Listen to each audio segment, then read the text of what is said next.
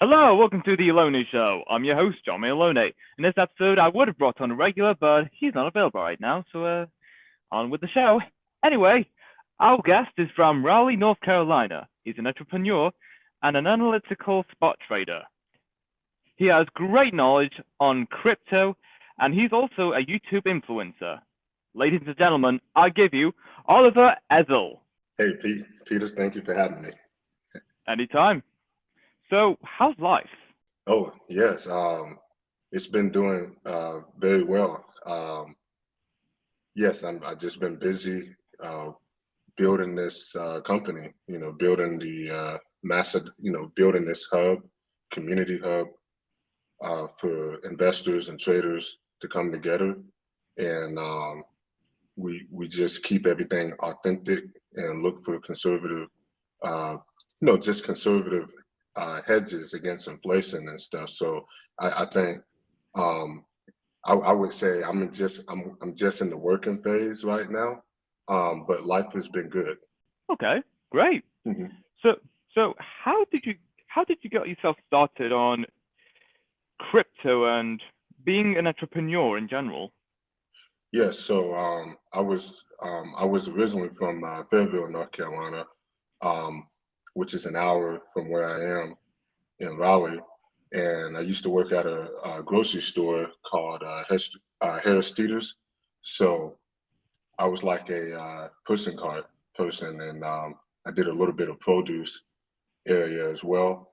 And yeah, I just got in. I just thought to myself, well, I think there's better opportunities out here, instead of just working at a grocery store. So I just started looking into crypto, and then when I first heard about it, um, I just did my research. So this is when Bitcoin dropped to, it went to 20,000 and then it dropped down to 3,000. And I was just doing my research, my due diligence to see why it didn't crash. And come to find out that Bitcoin was like a couple of cents just like a decade ago. So I kind of understand like, hey, people are getting out, around 20,000 if they would have got in like a couple of cents or a couple of $100. So that's when I just started dollar cost averaging in. I took all my paycheck, my bonus check, and I just been disciplined, having the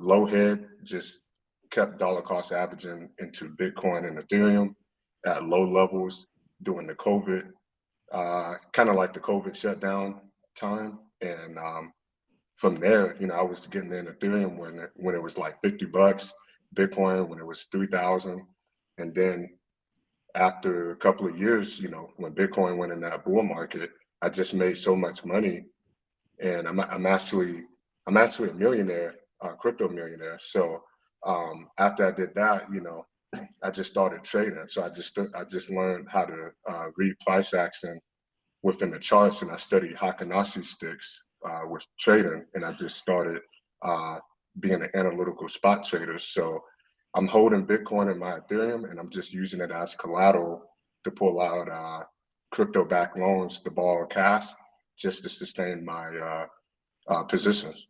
Cool, Mhm, nice. mhm. So, so what it, so what was it like for you when you first started investing in crypto? Oh, it was pretty simple. I guess I would say I wanted to take the risk because I understand the technology behind Bitcoin and Ethereum. Bitcoin was trying to figure out the double spending problem that's been going on with the monetary system, which caused a lot of manipulation. With the 2008 financial crash. So Bitcoin, it was the technology. The technology is brilliant. Um, when they was talking about the blockchain and stuff like that. And then I kind of understood like, hey, you put in everything on an immutable ledger, so everything could be tracked. And when I found out about Ethereum, I was most excited for Ethereum because Ethereum is a smart contract blockchain. So um, I just understood like, hey, Ethereum can be doing things without third party intermediaries. So if I wanted to get a loan, I don't have to go to the bank to just get approval from whoever worked there. Um, if I did it on Ethereum, everything is based off of smart contracts and algorithms. So it just removes the middleman. And that's when I understood that crypto is like the next revolution of technology, you know. Okay, great. Hmm. Yeah. So, is there anything else you've started investing in since you started crypto? Um, Nah, just crypto. I wasn't a big stock person because stocks, in my opinion, I think stocks are a scam. Just the fact that you don't have custody over the shares, it's all through the broker. So whenever the market, the stock market get halted, they can just freeze your shares and you can't even get your money. So when I understood crypto, crypto gives you custody. So you have a private key and a public key. So I can just decrypt my wealth using a hardware wallet like the Ledger Nano X, and I can have custody over my wealth. I don't save money in the bank. I'm only manipulating. I'm only borrowing money from the banks and investing it in Bitcoin, and just keep building my credit and just using the bank's money. All my physical money is in crypto and on my ledger where I have control over it because the banks, they just lend your money out to people that you don't even know. And worst comes to worst, everybody goes towards the bank. It's not enough, the banks be like, hey, we don't have your money. We don't have enough on hand. So it's just I kind of broke through the matrix with the current monetary system. Okay, cool. Hmm.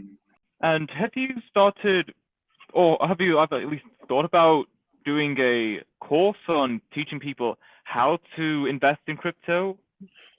Yes, yes. I actually have a business. Like my business is Learning Crypto Solutions. I have an ecosystem, so I have a service, an online course service where people can learn more about Bitcoin and blockchain with my Teachable course, and I have an online mentoring service, which I'm mentoring 16 people right now, and everything is through our private Slack group, pretty much like a community hub, like a safe community hub for good resource information. We talk about analytical charting. How to paper trade. TradingView got an option where you can learn how to paper trade before starting with real money, and just building a safe community around because there's a lot of scams. Crypto is still like the wild wild west. So that's why I'm trying to make like a community hub where people who are just getting into it, they can come within the private Slack group and have all the resources and information there. Okay, Hmm. nice. Hmm. So, so you only invested in crypto. You haven't invested in anything else like NFTs or anything? um, NFTs, I do own metaverse property. I don't necessarily own NFTs in that exact, like just like a JPEG file NFTs. I own metaverse property. I think metaverse properties are just, I think it just has more utility. Just the fact that if I can buy metaverse property within a high traffic area, and let's say let's say like Facebook or Meta, they came out with some AR glasses, right? And if I own the digital land, kind of like a layer over the real land, I can have like floating advertisement in the high traffic areas. So that way, um, if any other business want to advertise their stuff, they can just they can just reach out to me to be like, hey, I got property in Miami near the Hard Rock Stadium. What else? The Miami Convention Center. I got some property there, and I can just build like a floating poster on whatever they want to advertise, and that way, people will be able to see it if they wear the AR glasses. So I think metaverse properties are going to be the future. I think it's just going to change the way we do marketing since you're trying to reach a larger audience across the platform of the internet. Hmm, great. Hmm. Hmm. And so, what have been the high and low points about getting into crypto? The high and low points, kind of like, are you saying like the risk tolerance, I guess? or risk Yeah. management. Okay. Mm-hmm. Yes. The idea is to just try to stick with conservative coins anywhere between if you there's two platforms called Coin Market Cap and CoinGecko. These are market capitalization sites where you can it has a list of cryptos that you can check out the capital flow of the market cap. I usually stay within the top 100 or the top 50. Those are just conservative bets dealing with these alternative coins besides Bitcoin and Ethereum. But the top 100 altcoins usually outcompetes Bitcoin performance. So that's why I try to stick within the top 100 or the top 50. And you just want to just look at the use case. I think fundamentally, seeing what they're providing for enterprises, corporations, and I think just the utility and the use case, uh, I would say, is the best option to look for long-term holds within these altcoins. Besides, any other coin besides Bitcoin and Ethereum. Okay. Mhm. And so, where would you see yourself 20 years from now? 20 years. Mm-hmm. Um, honestly, 20 years from now, I would say 20 years. I would say, hmm, oh, I would say first, I would say living over in Dubai. I like their they're tax friendly on crypto, so it's no income cap, no income tax over there. Um, I would be a low key million, maybe a multi-millionaire, as Bitcoin keeps appreciating because it's only 21 million. And I think, the total crypto market capitalization is low. It's only 2 trillion compared to the stock market. So 20 years from now, I'm seeing the crypto market being anywhere from 50 trillion. So just more market cap flow. And I would say with my business, Learning Crypto Solutions, um, being the main sector, I guess the main hub of the pushing mass adoption to get people involved. I think 80% of baby boomers are not involved in crypto because they don't have a good understanding of it. And I understand their frustration. Like, well, all the money that I worked so hard for that took me a lot of time. I want to make sure that I'm confident enough to put my hard-earned money in this asset. So I think I want to say I want LCS, the business, to be like the official hub for mass adoption and making sure our online courses and online mentoring having more people on board to build a safe community within crypto. So that's my goal within. I would say I would see myself within 20 years just making the business the main hub of crypto for mass adoption. Great. Mhm, If mhm. you could live anywhere in the world, where would it be? I would say Dubai, the UAE. Just the fact that the UAE they crypto friendly, so it's not they that area, over in Dubai, they just accept crypto for anything. I think they just they much ahead, like with changing their monetary system and allowing cryptocurrencies. I think the US, I think they still kind of like understanding it, but a lot of countries are picking up, um, understanding why Bitcoin is here because it's a hedge against inflation, and all these countries know that the fiat experiment is going to die out once the new world order comes. So I think Dubai would be the best one because just the tax laws, no income tax. I know they switched it a little bit, but there's a lot more that goes into it getting like a cryptocurrency license over there where you could trade underneath your business with no income tax. So I would say Dubai would be the best option for me. Hmm. Okay. Mhm. Excellent. Mhm. Did you had any role models growing up? Um, yeah, I would say yeah, Steve Jobs. I look up to Steve Jobs a lot.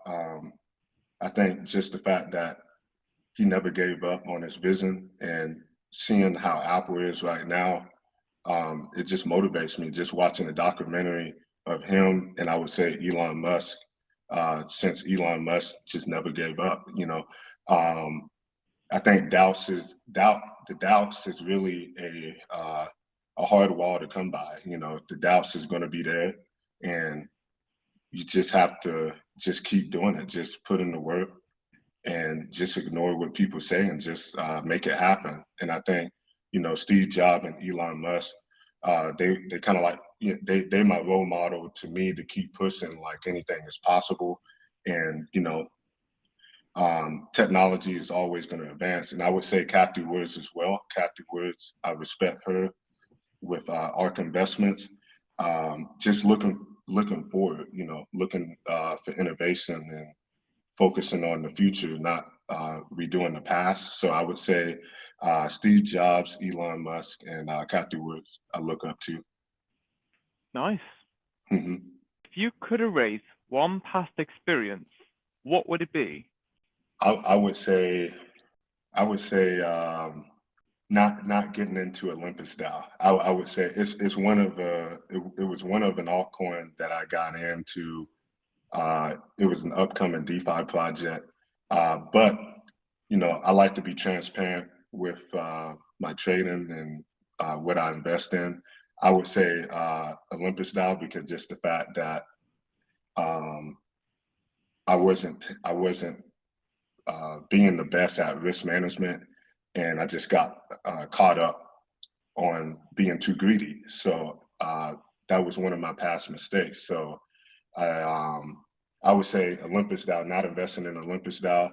I lost $100,000, but what I learned was just have a plan B and making sure that any upcoming projects, um, any upcoming projects that you get into, you want to have an exit strategy of knowing when to get out. So I was in it too long. I got caught holding the bag, and now I learned my lesson, and I note all my mistakes to become better. So I would say Olympus Dow would be that one bad investment that I made in my entire life. Okay. Mhm. What was the biggest risk you've taken? I would say I would say the Olympus Dow investment. Um, I invested about 50,000 and turned 50,000 over 100,000, and then I lost it real quick, and I should have got out, but I was being too greedy, and that's the catch with trading and investing. I didn't set an exit strategy, so I lost it like weeks after, and I would say Chainlink, but Chainlink turned out successful because I made my first 100,000 off Chainlink by getting into it when it was like $1.27. So that was a really good investment, but it was high risk because it was an altcoin.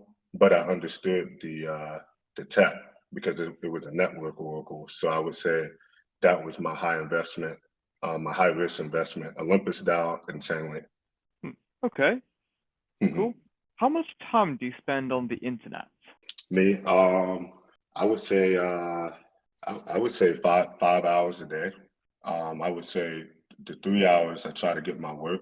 I'd be working with managing my Slack members with one-on-one sessions, and the last 2 hours I do 2 hours trading sessions per day, just trying to find new opportunities within the market volatility. hmm Interesting. hmm What's the most useful thing you own? The useful thing that I own, Yep. um, I would say my car. I would say my car. Yeah, I would say my car gets me from point A to point B. Okay, nice. Who was the last person you talked to? Um, the last person I talked to was one of my clients not too long ago with a session. Okay, hmm cool, cool. What is the best pair of shoes you own? Um, oh, Nikes. Oh, I cool. try, yeah. I just, I'm not a heavy materialistic person. I'm very minimalistic, so I really care about my laptop and my monitor that I have. So I wear normal clothes, just regular Nike clothes, and I just I look at it from a standpoint of, well, do I need the expensive stuff, like the materialistic stuff, where it's just going to be sitting there and it's not making me a return on investment. And I just, I put everything in crypto. It's just the possibilities. I mean, just so many coins that you can get into, and it's so liquid. You can double your money or triple your money. It's actually a I would say crypto is a lot better than a lottery ticket, honestly, because it's just the fact that the market capitalization is so low, but it's high. You get high rewards, even though it's high risk. But yeah. Yeah, hmm I agree. hmm What's the best way to travel? the best way to travel Yeah. by by airplane. To be honest with you, I'm honestly I'm afraid of heights, but I get through it. And I'm not a big fan of planes. It's just you know I go deep in the knowledge, like well, is everything is maintaining how it's supposed to, when it's landing and when it's taking off.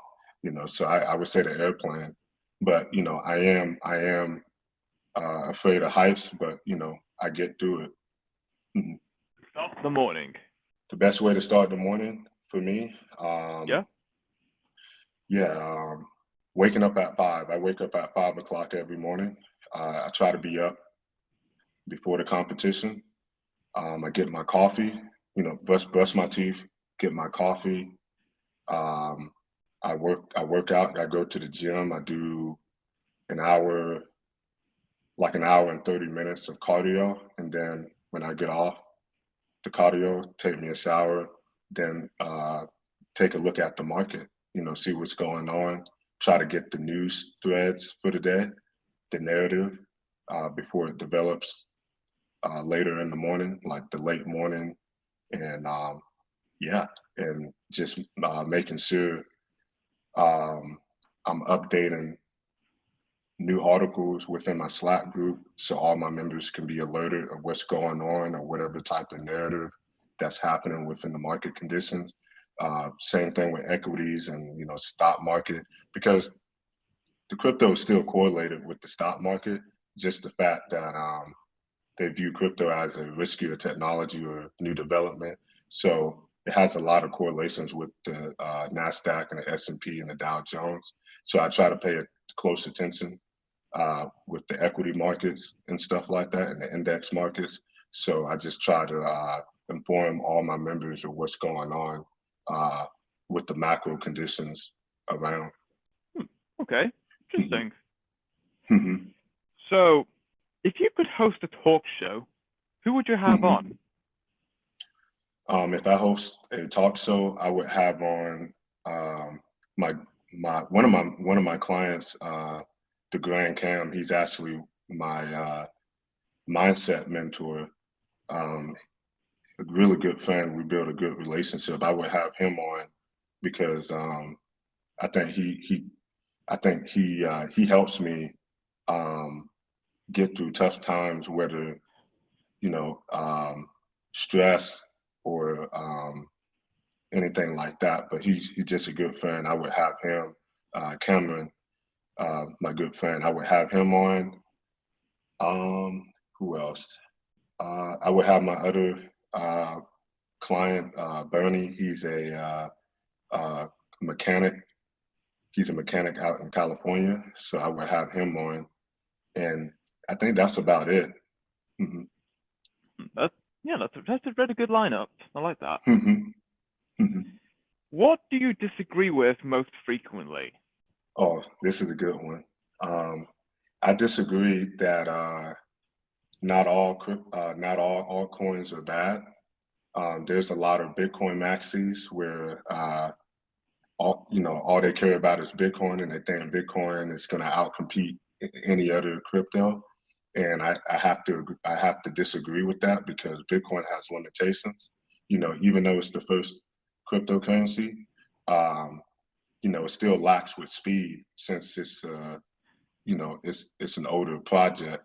Um, I just disagree how they say altcoins ain't nothing, and they scams, and they not they're not it's not a real coin or a token. So I just disagree with that aspect. Like I said, Ethereum, I can tell you why Ethereum is 10 times better than Bitcoin, just the fact that it does smart contracts. So I just disagree with a lot of Bitcoin maxis that just focus heavily on Bitcoin and missing these opportunities with upcoming development that's gonna bring more infrastructure towards the space, I would say. Okay, that's a hmm really good point. hmm What who was the funniest person you've met? The funniest person I met. That's a good one. That's a good question. Funniest person I met. To be honest with you, I would say my my other client, Richard. Uh, he works respiratory at a hospital, so um, I would say he's the funniest because just the fact that even though he works a lot, um, we always get a good laugh when we have our sessions, and I think he's good to talk to, especially cracking up jokes, with uh, the conditions within the market or talking about a coin. So I think Richard to me is the funniest person I met. Okay, great. Mhm. If someone wrote a book about you, what do you think its title would be? I would say risk management. Okay. I think just I think I believe think people a lot of people miss opportunities, and this is a big one because I feel like you have to take risks in order to change your ways in life. If you don't take risk at all, there's no reward.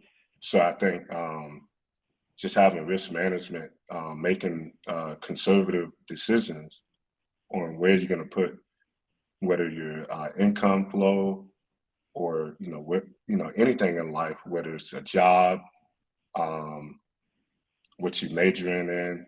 I think life is risk management. It's just you just have to make conservative decisions and think about the consequences.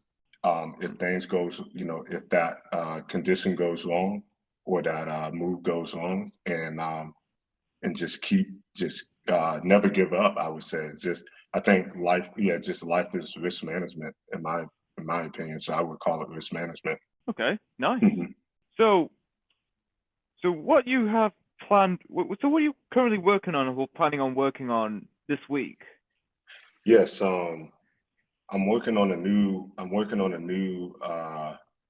user interface. I'm working on a UI console with a company which is an architectural coding company, Pico Design. So I'm actually creating my redesigned website and an web application and a mobile application and a desktop application as well. And pretty much I'm taking out all the third party stuff and just putting it in a kind of like a user interface console, a hub where people can come together, whether it's investors or traders, and making sure that the community is safe within crypto, and that way we can try to keep pushing for mass adoption, getting more allocation capital into the space, and seeing seeing that the industry grow with cryptocurrency. So I'm working on a new, pretty much an application user interface design uh, for all my existing clients to convert to instead of using Slack, um, and just cutting out the middleman like Teachable, Slack, and everything is just going to be all in one. You have the online course, the online videos, online sessions with a smart calendar where you can track your sessions. It's just all in one in a hub, like a application hub. Okay, nice, Mhm. nice. Mhm. That's all we have for this episode. It was great having you here, Oliver, talking about Thank you. crypto, metaverse, NFTs, and everything else. It's been amazing. Mhm. Thank you, Peter. Anytime. And until next time, stay tuned for more.